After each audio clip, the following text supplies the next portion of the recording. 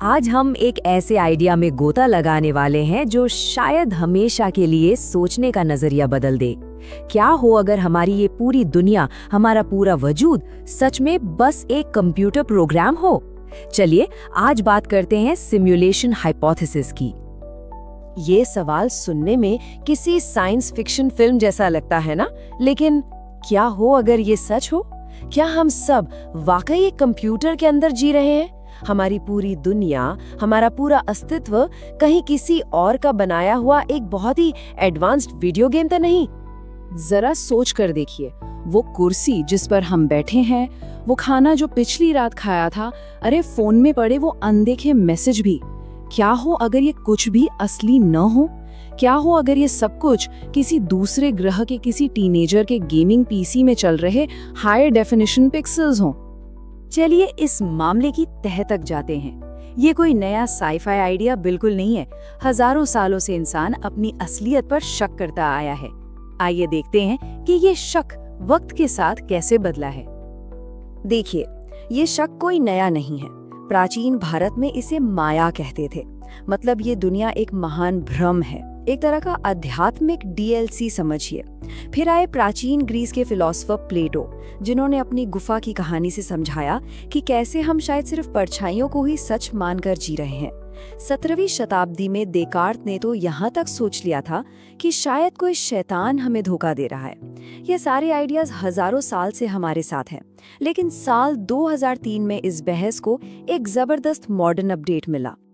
साल 2003 में फिलोसोफर निक बॉस्ट्रम ने एक ऐसा पेपर पब्लिश किया जिसने इस पूरी बहस का रुख ही मोड़ दिया। उन्होंने पेश किया सिमुलेशन ट्राइलेमा।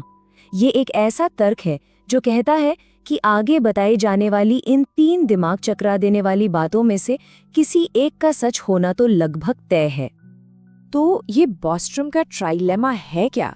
पहली संभावना, ज्यादातर सभ्यताएं टेक गॉड बनने यानी बहुत ज्यादा एडवांस्ड होने से पहले ही खत्म हो जाती हैं। दूसरी संभावना, जो सभ्यताएं बहुत एडवांस्ड हो भी जाती हैं, उन्हें अपने पूर्वजों का सिमुलेशन बनाने में कोई इंटरेस्ट नहीं होता।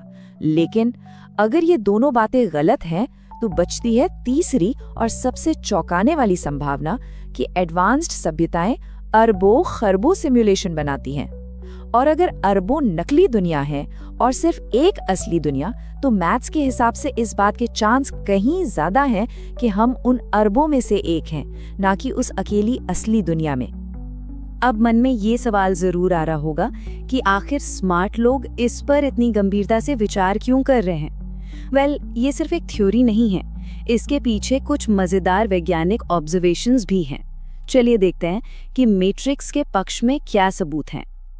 पहला सबूत, हो सकता है हमारी असलियत पिक्सेलेटेड हो। क्वांटम फिजिक्स हमें बताती है कि बहुत ही छोटे लेवल पर असलियत स्मूथ नहीं बल्कि टुकड़ों में बटी हुई है।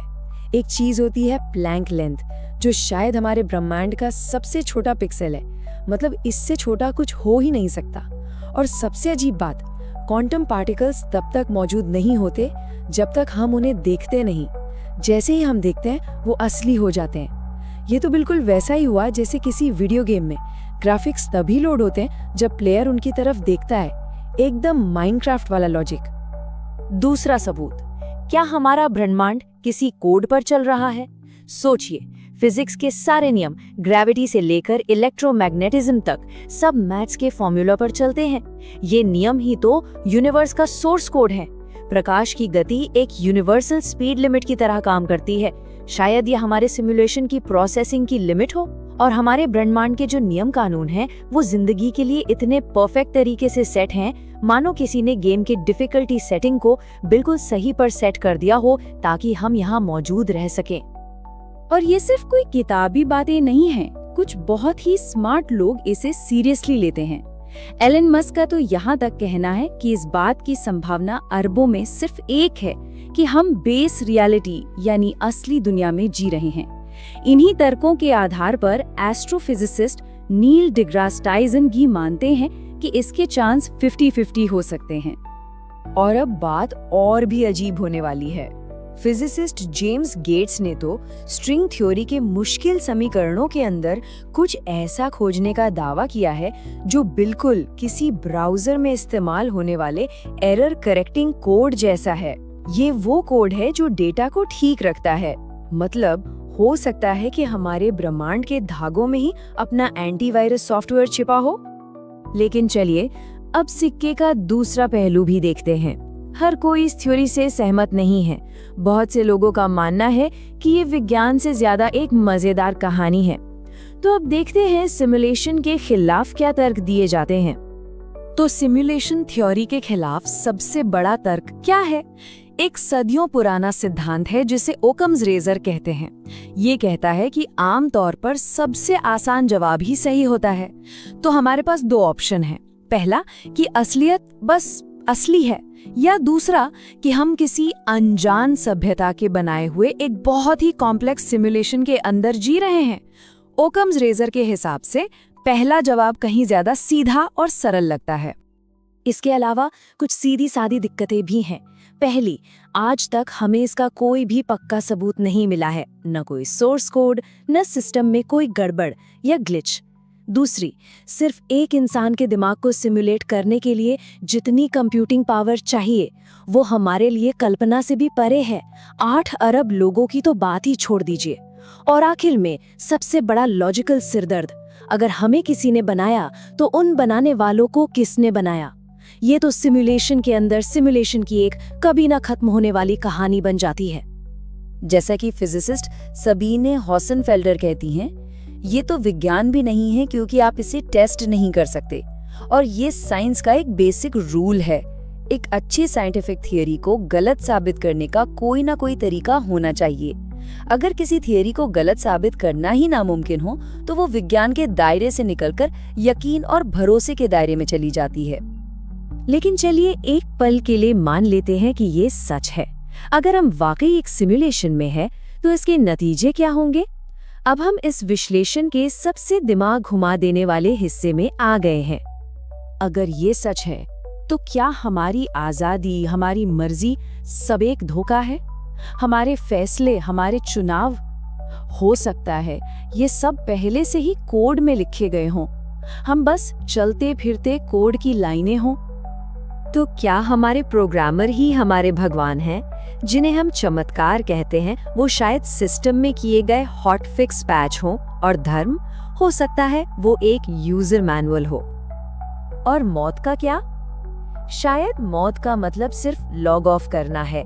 हो सकता है हमारी सेव फाइल फिर से लोड की जा सके। और पुनर्जन्म का मतलब शायद गेम में रीस्पॉन करना हो। तो फिर हमारी जिंदगी का मकसद क्या है? हो सकता है हम किसी बहुत बड़े ब्रह्मांडीय एक्सपेरिमेंट का हिस्सा हों, या इससे भी बुरा, शायद हम सिर्फ किसी और के मनोरंजन का सामान हैं। जरा कल्पना कीजिए कोई एलियन सभ्यता हमारे रोज के ड्रामा को एक रियलिटी शो की तरह देख रही हो, पॉपकॉर्न के साथ। ये थ्योरी आज इतनी मजबूत इसलिए लगती है क्योंकि हम खुद धीरे धीरे वो प्रोग्रामर बनते जा रहे हैं। हमारी वीडियो गेम्स असलियत के इतने करीब पहुंच रहे हैं कि फर्क करना मुश्किल हो जाता है। AI चैटबॉट्स इंसानों को बेवकूफ बना सकते हैं। वर्चुअल रियलिटी हमें नकली दुनिया में जीने का मौका देती है। और क्वांटम कंप्यूटिंग के साथ हम शायद वो हार्डवेयर बनाने की कगार पर हैं जो ऐसे सिमुलेशन को चलाने के लिए जरूरी होगा। हम खुद सिमुलेशन बनाने की टेक्नोलॉजी बना रहे हैं। तो सबसे जरूरी बात यह है कि अगर हम कुछ सदियों में एक सुपर एडवांस्ड द सिम्स जैसा गेम बना सकते हैं, तो सोचिए कि लाखों साल पुरानी कोई सभ्यता क्या बना सकती है। जवाब शायद है हम।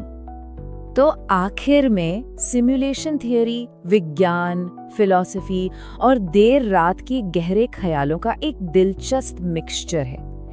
ये शायद कभी साबित नहीं होगी, लेकिन ये हमें वो सवाल पूछने पर मजबूर करती है जो हमारे दिमाग के तार छेड़ देते हैं। और शायद सबसे जरूरी सवाल ये है, अगर हम सच में किसी और के गेम के किरदार हैं, तो उन्होंने हमें सुपर पावर्स क्यों नहीं दी?